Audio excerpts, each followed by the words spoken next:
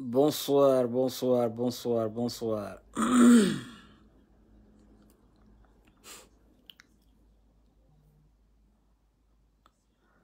Bonsoir à tout le monde, j'espère que vous allez bien. Bienvenue sur la page Jeune Visionnaire. Excusez-moi du retard parce que j'ai eu un empêchement, ce qui fait que je viens un peu en retard. Voilà. Bienvenue à tout le monde. Bienvenue, bienvenue, bienvenue.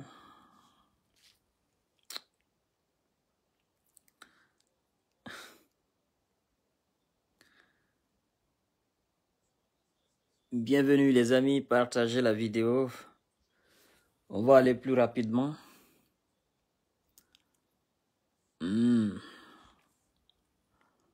On va pas être long parce qu'il fait nuit.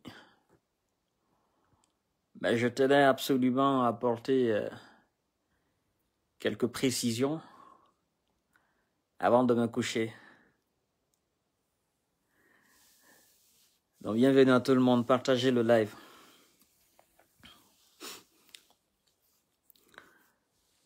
Partagez le live. Ouais. Je vais bien, mon cher frère, je vais bien. Boubacar, je vais bien. J'espère de même de votre côté aussi. Alors, les amis, je disais que la situation devient beaucoup plus comique, beaucoup plus rigolote. Voilà. Aïcha Zagor, comment allez-vous? Je vais vous expliquer pourquoi la situation devient beaucoup plus comique. Et tout le monde, chacun cherche sa tête. C'est dommage.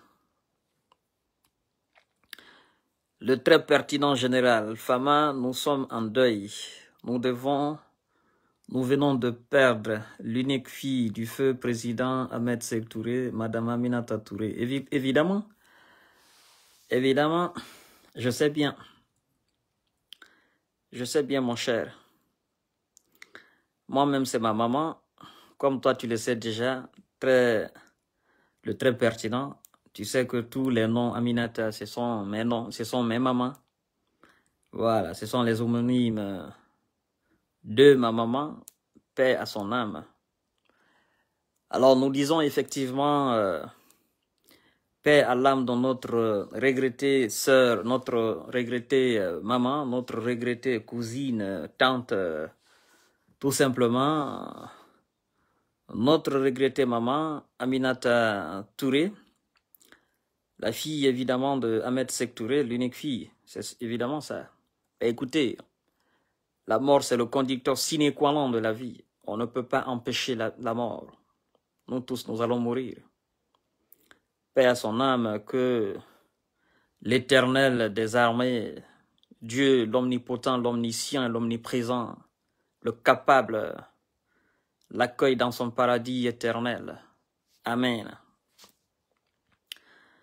Alors, nous revenons à nos mots étons, évidemment, parce que c'est la vie. Après la mort, la vie continue. Il y a la vie après la mort. Il y a la vie avant la mort. Donc, c'est comme ça.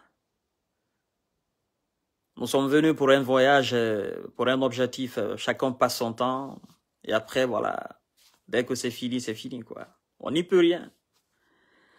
S'il y a une chose dans la vie qui fait l'unanimité, tout le monde a la certitude sur la chose, je pense que c'est la mort. Et je pense d'ailleurs que c'est la mort qui définit en quelque sorte la grandeur du Tout-Puissant qui est Allah. Hein? Parce que quand elle frappe quelque part, allez, tout le monde a le moral baissé. Donc, le moral est bas. Bon, on revient à nos mots étons, mesdames et messieurs. Vous partagez au maximum la vidéo. Voilà. C'est pas facile. Alors, je disais que l'affaire devient évidemment beaucoup plus comique, beaucoup plus rigolote. Parce que, écoutez, je sais pas à quoi ces gens-là ils jouent. Je sais vraiment pas à quoi ils jouent. Vous voulez allez plaider la cause de quelqu'un qui vous déteste. Vous voulez demander pardon au nom de quelqu'un qui ne vous reconnaît pas, qui vous dit que vous n'êtes pas ses représentants, et que si vous voulez vous faire plaire aux yeux de l'UFDG, ben faites-le. Mais que tout ce que vous direz à son nom, ben que ce n'est pas elle. Vous savez, avant vous, moi j'ai essayé de le faire. C'est ce que vous êtes en train de faire là. Vous avez fait pour vous publiquement. Mais avant que la chose n'arrive à ce niveau, moi j'ai fait des démarches en coulisses pour essayer d'atténuer cette situation. Mais au final, j'ai compris que ça ne porte pas fruit, ça ne portera jamais fruit. Voyez-vous, mesdames et messieurs. Alors, je vois ces quelques grains de personnes, un groupuscule qui se déplace, aller demander pardon à Alimatou Diallo. Je me dis, mais vous ne demandez pas pardon à la bonne personne. Parce que Adja Alimatou Dalin, vous d'ailleurs, à travers votre acte-là, vous avez montré que vous ne connaissez pas la culture guinéenne. Vous avez montré votre ignorance, l'éducation guinéenne aux traditions guinéennes. Vous voyez? Parce que dans les conditions normales, avant d'aller chez un père de famille, vous savez que le père de famille, il est en ville. Il est vivant. Avant de vous déplacer, des femmes et des hommes pseudo-responsables, des pères de famille pseudo-responsables, avant de vous déplacer, allez dans une famille, dans un cadre bien précis, allez demander pardon. Dans les conditions normales, on s'adresse d'abord au père de famille. On prend rendez-vous auprès du père de famille. Adja Alimatou Dalin Diallo elle n'est pas propriétaire de la famille Dalin. L'unique responsable chez famille Dalin, c'est Selou Dalin Diallo. Parlons culture. On ne va pas demander ou on ne va pas entrer dans la cour comme ça d'une femme mariée ou d'un homme marié, allez vous adresser directement à sa femme. Non, prenez d'abord rendez-vous auprès de son mari. Que son mari vous accepte avant que vous ne veniez. Bref, ça c'était une parenthèse à vous donner. Vous qui voulez pardonner et vous qui êtes allés dans ce cadre de pardon, de plaidoirie et tout ça. C'est ce que nos parents nous ont appris. D'accord? C'est pour dire que le début de votre acte, il y a la faucheté dedans. Vous n'avez pas été cohérent, vous n'avez pas été respectueux vis-à-vis de la famille Dalin. Là, vous avez raté. Il faut que vous refassiez encore, que vous redemandiez les gens comment il faut faire le pardon. Alors, on va vous indiquer comment il faut faire le pardon. Ça, c'est justement un rappel. Un deuxième encore rappel, vous devez savoir pourquoi vous demandez pardon. Parce que le simple fait de vous déplacer ou le simple fait d'avoir la volonté ou la vocation d'aller demander pardon, là, vous reconnaissez qu'il y a eu un mal. Le fait de vous déplacer pour dire nous allons demander pardon. Là, vous reconnaissez qu'il y a eu un mal avant que vous ne vous déplaciez. Donc, tous ceux qui disent que la petite a raison, la petite elle doit aller comme ça, la petite doit faire comme ça.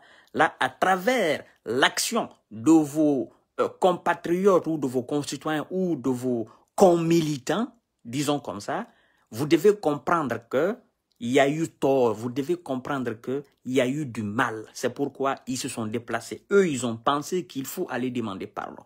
Pardon pourquoi? On ne demande pas pardon si on a raison. On ne demande pas pardon si on ne se reproche de rien. Donc, vous reconnaissez que vous vous reprochez de quelque chose. Vous reconnaissez qu'il y a eu un mal. Vous reconnaissez que vous êtes dans le tort, que vous n'avez pas raison. Donc, vous reconnaissez que tous ceux qui sont en train de galvaniser la petite, que eux, ceux-ci, ils sont dans le tort. Mais votre hypocrisie, c'est ce que je vais décortiquer, vous montrer. Vous étiez là pendant que la petite injurié. Vous avez assisté de long en large toute cette période d'injure. Pourquoi vous n'avez pas en ce moment fait quelque chose pour essayer de calmer les ardeurs de la petite, pour essayer de la stopper? Pourquoi en ce moment vous ne vous êtes pas désolidarisé à la petite pour dire ce que tu es en train de faire, ça c'est pas dans le cadre de la politique, ça c'est une affaire personnelle. Vous avez fermé l'œil là-dessus. Vous l'avez absous. Vous l'avez accompagné. Donc, vous êtes dans un jeu purement hypocrite. Et cette hypocrisie ne passe pas. Ça, vous devez le comprendre. Donc, vous venez de montrer à la face du monde et à la face de la Guinée votre ignorance d'abord de la culture guinéenne, de nos mœurs, mais aussi votre ignorance, n'est-ce pas, de la politique et de la bonne manière. Vous devez apprendre les bonnes manières, c'est très important. Alors, je crois que les dames qui m'ont beaucoup écrit dans mon inbox en me disant que M. Kanté, s'il vous plaît, il faut demander le pardon. Alors, si moi, j'avais fait comme vous m'aviez demandé, je serais passé aujourd'hui pour un fou. Je me serais complètement ridiculisé. Parce que les gens qui sont allés demander pardon, ces gens-là, ils sont du même bord politique qu'elles-mêmes. Là, je pense que ces gens-là ont compris. Alors, je vais vous expliquer ce que vous devez faire exactement. Ce n'est pas le pardon la famille Cellou Dalein Diallo a besoin. Ce n'est pas le pardon Cellou Dalein Diallo a besoin. Mais qu'est-ce que Cellou Dalein a besoin et sa famille? Vous devez comprendre d'abord que Cellou Dalein Diallo, c'est un homme politique, c'est un homme d'État. Alors, quiconque l'accuse ouvertement, si tu veux réellement que Cellou retire sa plainte et que sa famille retire sa plainte, qu'est-ce que tu dois faire? Effectivement, tu dois, c'est-à-dire par le canal par lequel tu t'es adressé au peuple en accusant l'homme d'État, c'est par le même canal encore, tu dois t'adresser au peuple en te désavouant toi-même, en disant ce que j'ai dit, c'est faux. J'ai justement et gratuitement accusé cette personne. Et là, le peuple saura que tout ce que tu as dit, c'est faux. Et donc, l'homme d'État, il est lavé. C'est toi qui l'as accusé et c'est toi qui encore l'acquittes. C'est un jugement personnel. C'est un jugement facile. Donc, Cellou n'a pas besoin d'accepter votre pardon. Vous n'avez pas besoin de demander pardon. Vous comprenez? Vous êtes sur le mauvais chemin. Vous, les enfants du RPG Arc-en-Ciel, vous êtes sur le mauvais chemin et je suis en train de vous aider. Si vous voulez effectivement que cette affaire-là prenne fin, je suis en train de vous aider. Alors, dites à la personne que vous défendez que Cellou n'a pas besoin de pardon et que sa famille n'a pas besoin de pardon. L'homme Cellou, en tant qu'homme d'État, en tant qu'homme qui concourt à la présidence, d'accord, cet homme a besoin que vous fassiez une lettre officielle ou que vous fassiez des lives sur vos pages. La personne même concernée, la petite elle-même, qu'elle fasse une déclaration officielle sur sa page en disant, écoutez, tout ce que j'ai raconté au sujet de cet homme, c'est faux. Je l'ai accusé gratuitement, j'ai voulu juste le salir. C'est justement ça. Alors vous verrez tout à l'heure si Cellou va retirer la plainte ou pas. Mais en tant que cela n'est pas fait, votre pardon, c'est un pardon vain. Vous venez, vous dites, et puis ça passe. Ça n'a pas de poids. Vous faites seulement du gaspillage d'essence et du va-et-vient. C'est ça. D'accord? C'est pourquoi on dit la procédure judiciaire. Pourquoi la procédure judiciaire est engagée? C'est pour aller laver le nom de l'homme d'État. C'est pour aller acquitter l'homme d'État de toutes ces accusations, n'est-ce pas, qui sont que la petite affaire à son encontre. D'accord, mesdames et messieurs? C'est pourquoi il y a la procédure judiciaire. Sinon, si Cellou Dalein Diallo n'était pas un homme d'État, si sa famille n'était pas une famille aussi reconnue nationalement et internationalement, d'accord, si c'était une famille lambda, des citoyens lambda, on aurait réglé le problème à l'amiable. Mais Cellou veut le pouvoir. Et en tant qu'un homme qui veut le pouvoir, il peut pas aller aux élections, il peut pas faire campagne, il peut pas se permettre de concourir à ce grand titre avec ce sale nom derrière. C'est pourquoi on dit procédure judiciaire. Donc le pardon n'a pas sa place là. Ça c'est deuxièmement. Troisièmement, vous voyez la faiblesse de la petite, celle qui disait « je vais m'assumer, j'assume mes propos ». Elle pense qu'elle est plus maligne que tout le monde. Je vais assumer mes propos. Pendant combien de temps elle a injurié cette famille? Est-ce qu'elle a reçu des menaces de mort? Non, archi faux. Et maintenant, son slogan d'aujourd'hui, « on veut me tuer ». Elle ignore que parmi les forces de l'ordre en République de Guinée, il y a des agents qui sont en civil. Il y a des gendarmes qui sont en civil. Il y a des policiers qui sont en civil. Il y a des inspecteurs qui sont en civil. Il y a des services de renseignement généraux. Donc, quand tu vois ces gens-là, tu ne peux pas les reconnaître. C'est pourquoi, naïvement, elle dit il y avait des civils devant mon portail. Ou il y avait des civils qui entouraient effectivement mon domicile. Tu ne sais pas que parmi les forces de l'ordre, il y a des agents qui sont en civil. On ne peut pas les détecter. Évidemment, eux, ils sont là pour autre travail. Donc, personne ne veut te tuer, ma petite. Personne. Personne ne veut te tuer. Tu comprends ça? Tu n'es pas plus intelligente que toutes les Guinéennes et tous les Guinéens. Personne ne peut te tuer. En plus, tu dis tu es à l'ambassade des États-Unis. Moi, je me dis, il faut être un Guinéen bête pour croire à des propos pareils. Et puis, elle raconte ça à des gens qui sont à l'étranger. Oh non, je suis à l'ambassade des États-Unis. Tu fais quoi à l'ambassade des États-Unis? Tu sais ce que ça veut dire aller à l'ambassade des États-Unis? Tu sais ce que ça veut dire? Hein? Tu ne sais pas. Tu es qui?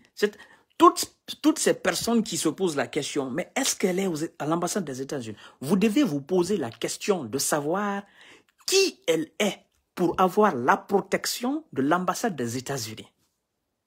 Donc, si elle peut avoir la protection des États-Unis, de l'ambassade des États-Unis, si elle peut se déplacer, aller à l'ambassade des États-Unis, aller dire qu'on veut me tuer, mais c'est quand même fou.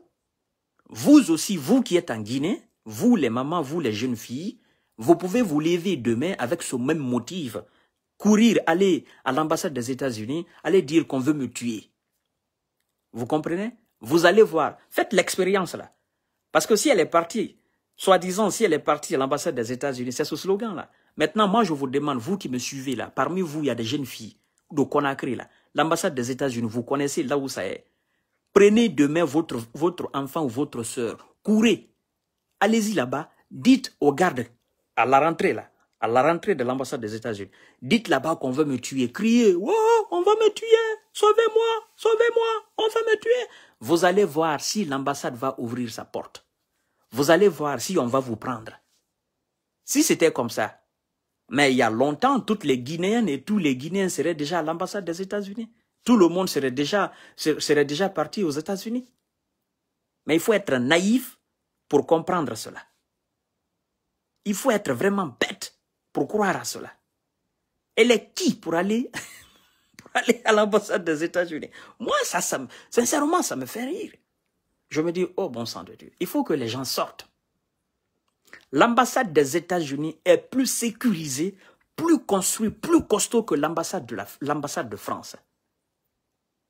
Mais les gens n'ont pas accès à l'ambassade de France. C'est l'ambassade des États-Unis, les gens vont aller entrer banalement.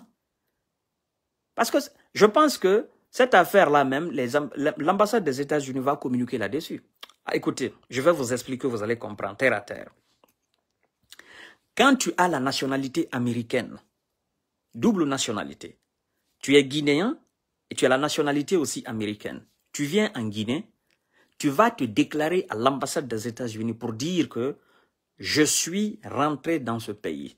Là, on sait qu'il y a un Américain qui est sur le territoire guinéen, même si vous avez la double nationalité.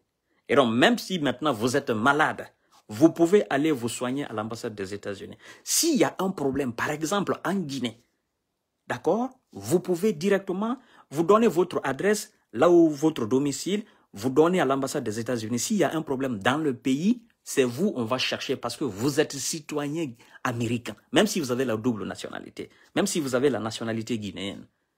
Mais les Américains eux-mêmes vont se déplacer, aller vous chercher. Ça, c'est un premier cas. Deuxièmement, si par exemple, vous avez des enfants qui ont la nationalité américaine et que vous n'avez pas la nationalité américaine, vous avez voyagé des États-Unis jusqu'en Guinée.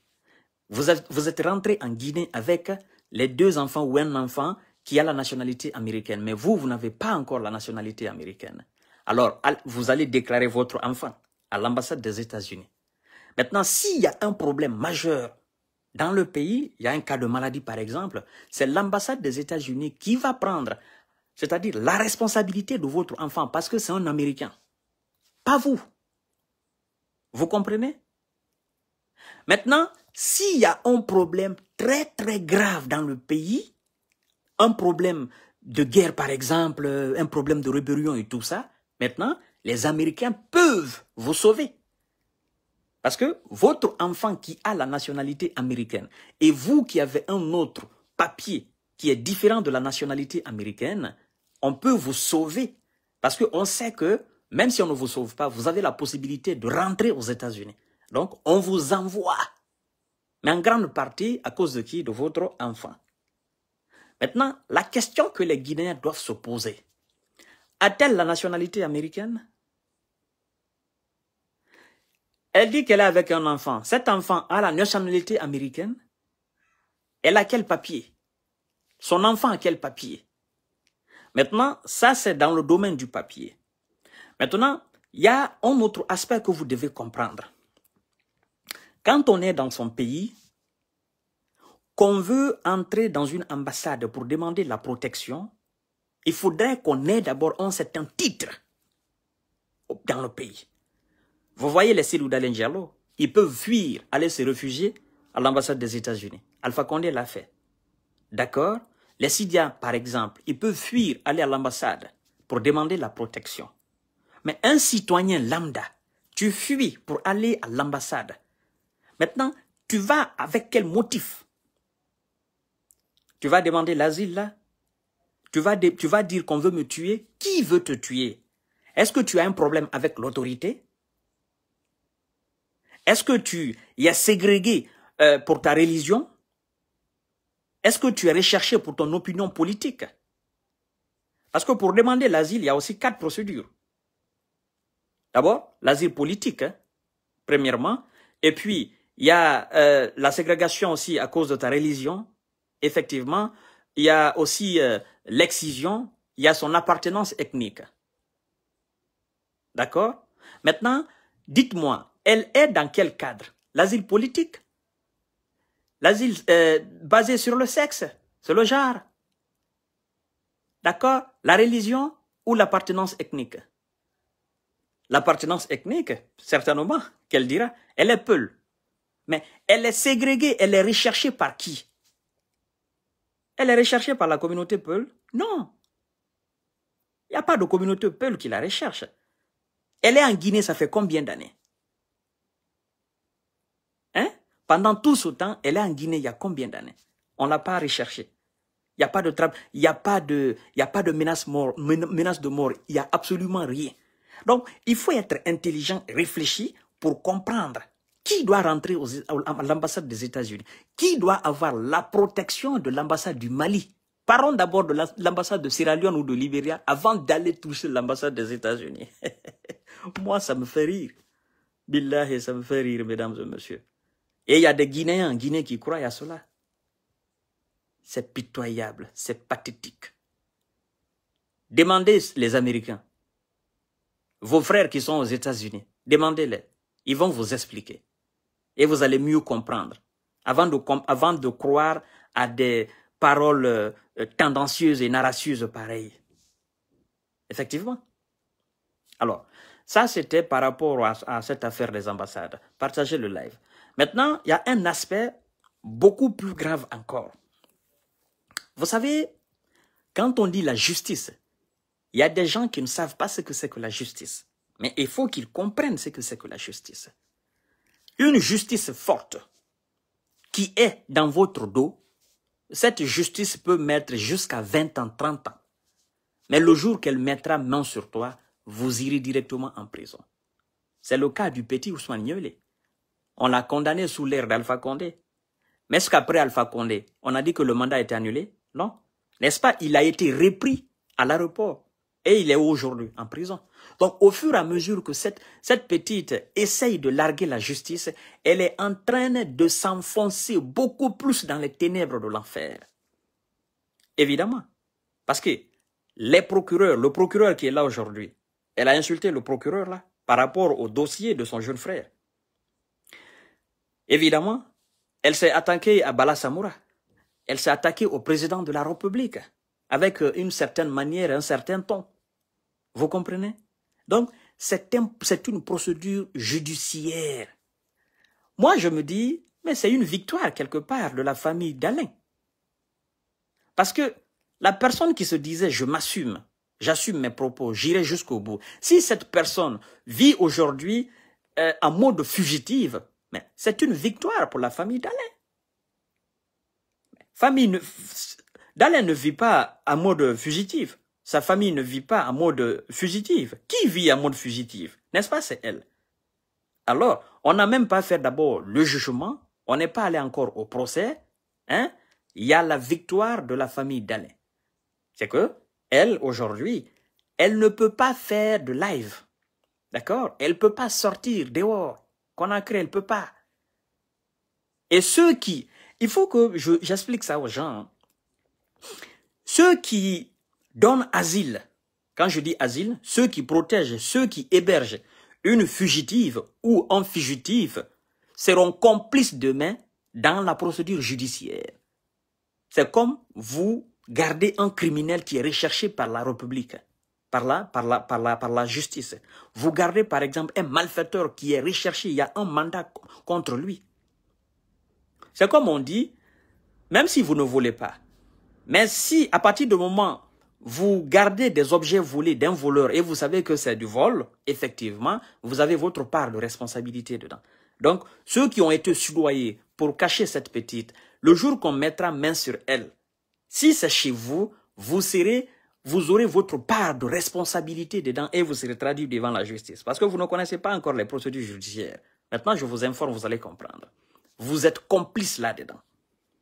Parce qu'elle n'est pas à l'ambassade. Elle ne peut pas être là-bas. Ça, c'est exclu. Ça, c'est comique. Vous avez compris? Alors, ça, c'est la procédure judiciaire, d'une certaine manière. Comprenez qu'à travers son acte de se cacher et de ne pas se livrer à la justice, évidemment, de ne pas répondre, parce qu'elle a trahi d'abord certaines règles judiciaires.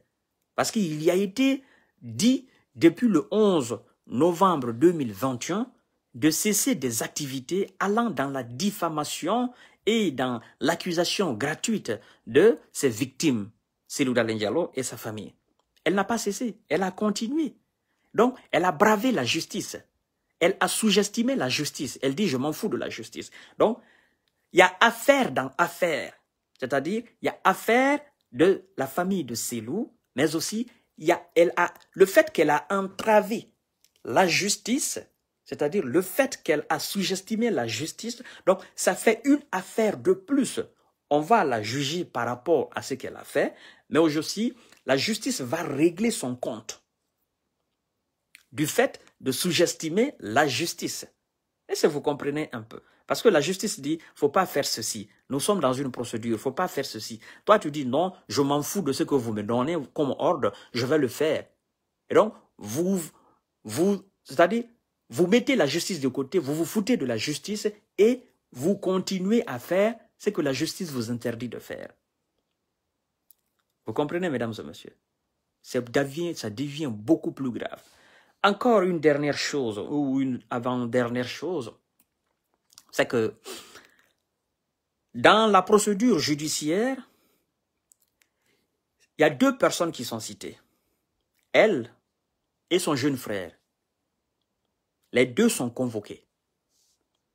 D'accord? Aujourd'hui, normalement, ils devraient se présenter. Mais c'est reporté au 19 janvier. Qu'est-ce qui se passe?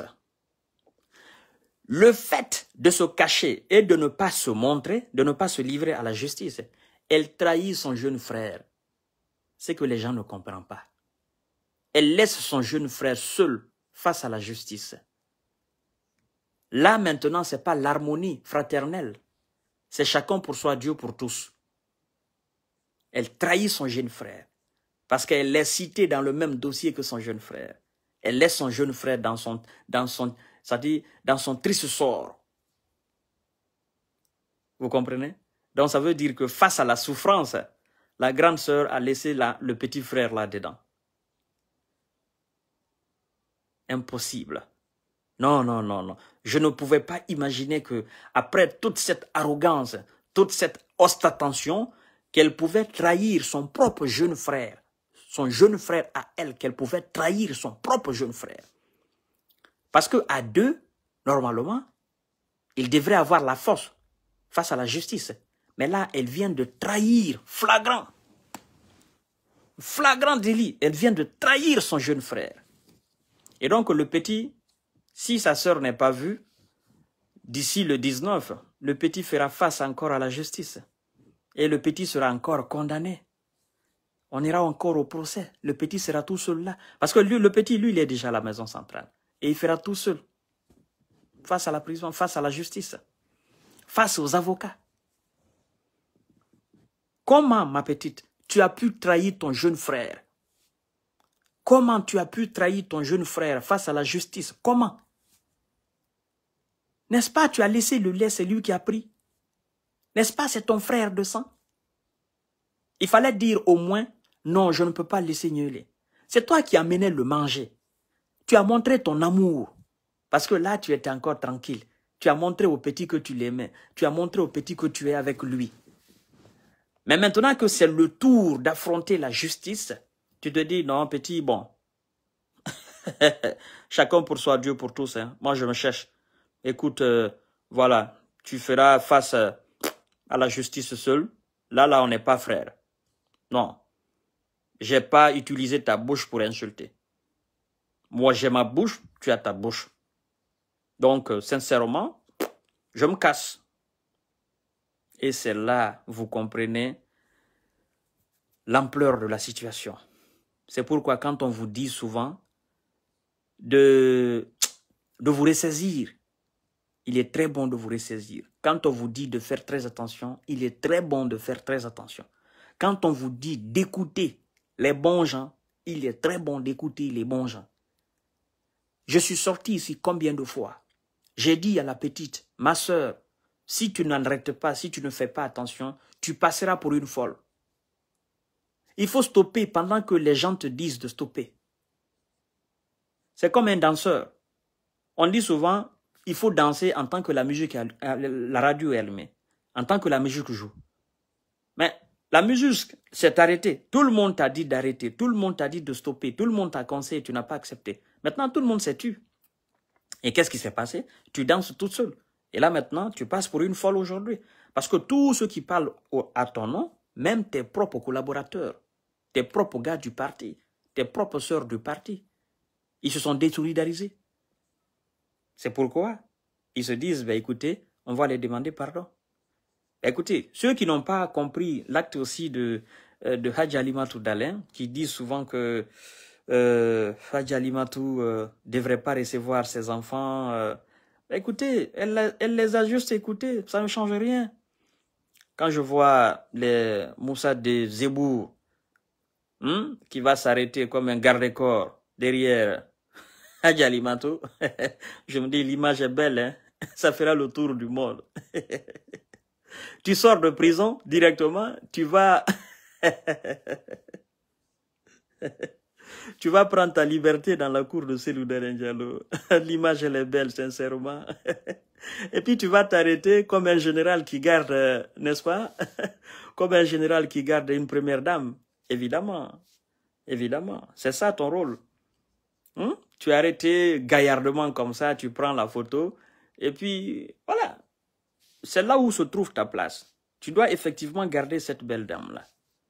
Au lieu de faire cela, toi aussi, tu fais des trucs n'importe comment, mon cher.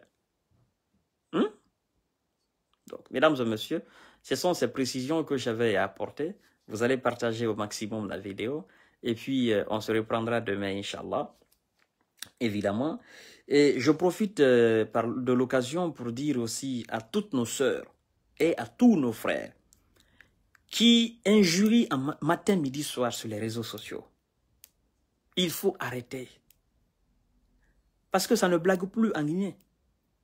Le procureur qui est là, Charles White, Alphonse Charles White, et le juge d'instruction chargé du dossier là, de Fatoumata Binta Diallo de son frère, c'est des gens qui rigolent pas. Hein.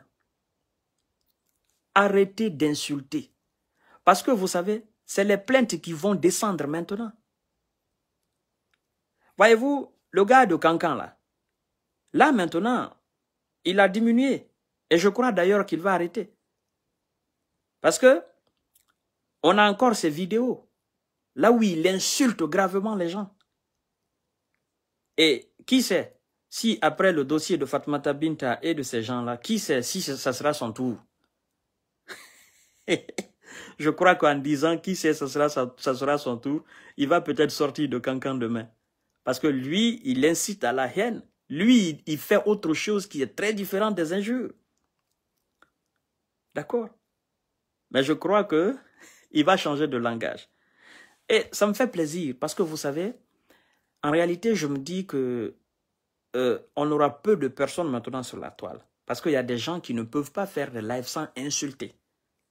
Il y a des gens qui ne peuvent pas faire des lives. Il y a des gens qui ne peuvent pas argumenter. Ils ne peuvent pas apporter des idées. D'accord? Donc, mes sœurs, mes frères, vous qui insultez sur les réseaux sociaux, arrêtez. Maintenant, en Guinée, c'est tolérance zéro. Charles Alphonse White vous a dit. Il dit, les insultologues sur la toile, ça ne sera plus toléré. Hein? Donc, vous êtes avertis. La politique, c'est des combats d'idées. C'est des argumentations. Ce n'est pas des injures. Ce n'est pas de la grossièreté. C'est des critiques objectives. Tu peux même critiquer, même si ce n'est pas objectivement. Mais arrêtez d'insulter, ce n'est pas bon.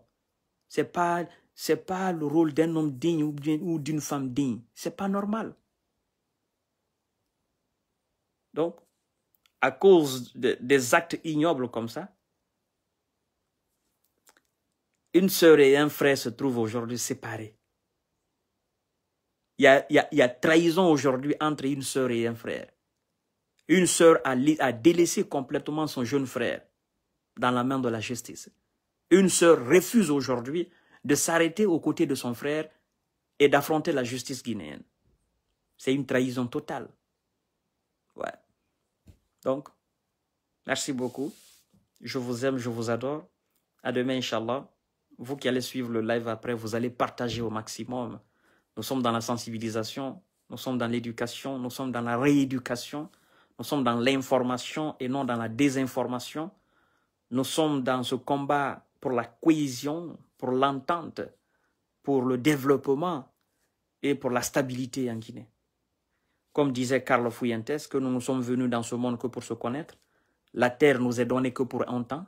Vivons ensemble, vivons en paix. Merci beaucoup. À demain. Wassalam.